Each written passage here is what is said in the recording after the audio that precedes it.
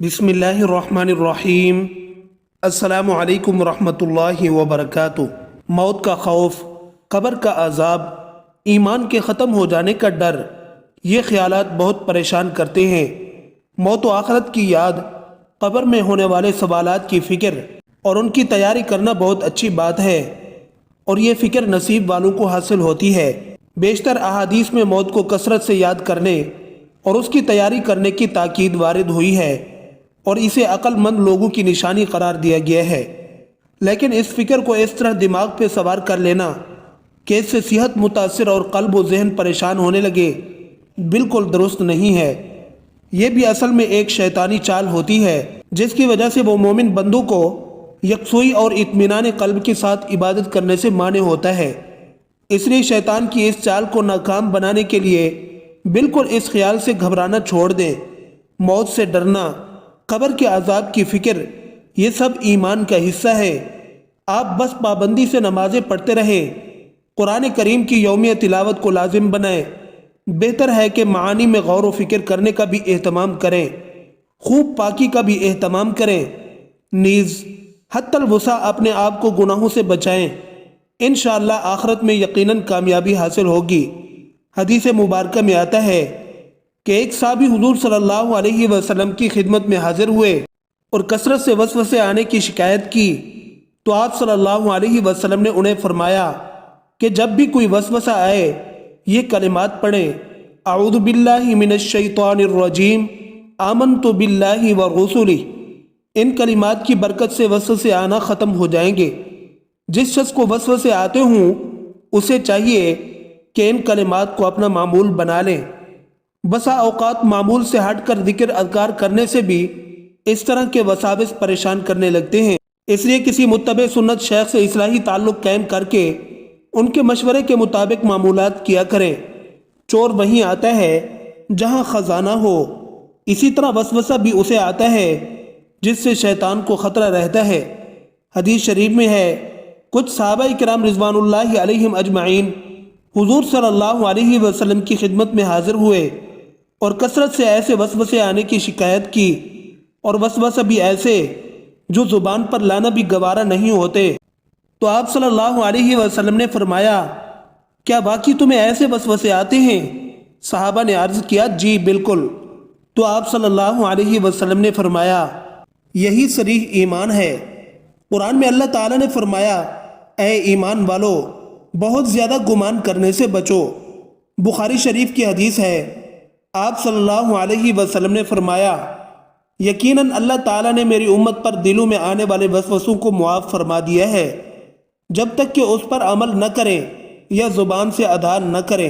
حضرت عبد الرحمن سے روایت ہے کہ میں حضرت عبداللہ بن عمر رضی اللہ عنہ کے پاس پہنچا۔ وہ کعبہ کے سائے میں بیٹھے تھے اور لوگ ان کے ارد گرد جمع تھے۔ میں نے انہیں فرماتے سنا کہ ایک دفعہ ہم رسول اللہ صلی اللہ علیہ وسلم کے ساتھ سفر میں تھے۔ ہم ایک منزل میں اترے، ہم میں سے کوئی شخص ابھی خیمہ لگا رہا تھا، کوئی بطور مشق تیر اندازی کر رہا تھا، اور کوئی اپنے جانوروں کو چرانے کے لیے نکال رہا تھا کہ اتنے میں نبی صلی اللہ علیہ وسلم کے منادی نے اعلان کیا، نماز کے لیے اکٹھے ہو جاؤ۔ چنانچہ ہم سب اکٹھے ہو گئے۔ نبی اکرم صلی اللہ علیہ وسلم کھڑے ہوئے اور ہمیں خطبہ ارشاد فرمایا۔ آپ نے خطبہ کے دوران میں فرمایا، جو بھی نبی مجھ سے پہلے گزرے ہیں ان پر ضروری تھا کہ اپنی امت کی ان باتوں کی طرف رہنمائی فرمائیں جنہیں وہ ان کے لیے بہتر سمجھتے تھے، اور انہیں ان چیزوں سے ڈرائیں جنہیں وہ ان کے لیے برا سمجھتے تھے، اور تمہاری اس امت کی خیر و بھلائی اس کے ابتدائی لوگوں میں رکھ دی گئی ہے۔ بعد میں آنے والوں پر بڑی آزمائشیں آئیں گی اور ایسے حالات طاری ہوں گے جنہیں وہ ناپسند کریں گے۔ بے شمار فتنے آئیں گے جو ایک دوسرے کے مقابلے میں ہلکے معلوم ہوں گے، ایک سے بڑھ کر ایک ہوگا۔ ایک فتنہ آئے گا، مومن سمجھے گا کہ یہ مجھے ہلاک کر ڈالے گا، پھر وہ فتنہ ٹل جائے گا اور اس کی جگہ اور بڑا فتنہ آئے گا۔ مومن کہے گا یہ ہلاک کن ہے، اس سے تو میں بچ ہی نہیں سکتا، پھر وہ بھی ٹل جائے گا۔ چنانچہ تم میں سے جو شخص چاہتا ہے کہ اسے آگ سے بچا کر جنت میں داخل کر دیا جائے تو اس کو موت اس حال میں آنی چاہیے کہ وہ اللہ تعالیٰ اور یوم آخرت پر یقین رکھتا ہو اور لوگوں کے ساتھ وہی سلوک کرے جو وہ خود پسند کرتا ہے کہ میرے ساتھ کیا جائے۔ جو شخص کسی امام یعنی امیر کی بیعت کرے، اس کے ہاتھ میں اپنا ہاتھ دے اور اس سے دلی طور پر خلوص کا عہد کرے تو جہاں تک ہو سکے وہ اس کی اطاعت کرے۔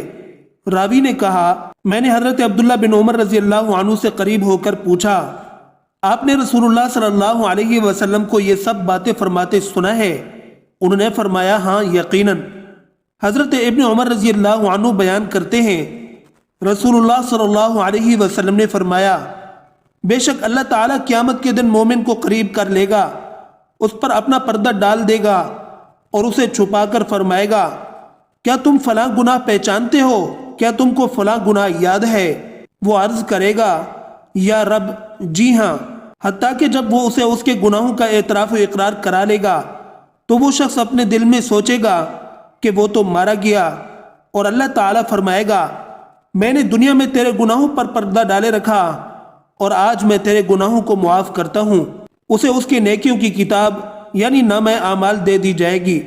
البتہ کفار اور منافقین جو ہوں گے انہیں ساری مخلوق کے سامنے بلایا جائے گا اور کہا جائے گا، یہ وہ لوگ ہیں جنہوں نے اپنے رب پر جھوٹ باندھا تھا، سن لو ظالموں پر اللہ کی لعنت ہو۔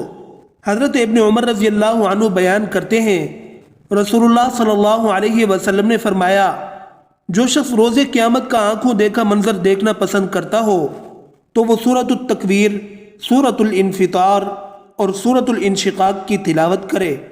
حضرت ابو ہریرہ رضی اللہ عنہ بیان کرتے ہیں، رسول اللہ صلی اللہ علیہ وسلم نے فرمایا، جو شخص بھی فوت ہوتا ہے تو وہ حسرت و افسوس کرتا ہے۔ انہوں نے عرض کیا، اللہ کے رسول صلی اللہ علیہ وسلم، اس کی حسرت و افسوس کیا ہے؟ آپ صلی اللہ علیہ وسلم نے فرمایا، اگر وہ نیکوکار تھا تو وہ افسوس کرتا ہے کہ اس نے زیادہ نیکیاں کیوں نہیں کی، اور اگر وہ گناہ گار تھا تو وہ افسوس کرتا ہے کہ اس نے گناہ کیوں نہ چھوڑے۔ حضرت ابو سعید خدری رضی اللہ عنہ بیان کرتے ہیں، میں نے رسول اللہ صلی اللہ علیہ وسلم کو فرماتے ہوئے سنا، ہمارا رب روز قیامت اپنی پنڈلی ظاہر کرے گا تو ہر مومن مرد اور مومنہ عورت اس کے لیے سجدہ ریز ہو جائے گی، صرف وہی باقی رہ جائے گا جو دنیا میں ریا اور شہرت کی خاطر سجدہ کیا کرتا تھا۔ وہ سجدہ کرنا چاہے گا لیکن اس کی کمر تختہ بن جائے گی اور وہ سجدہ کے لیے جھک نہیں سکے گی۔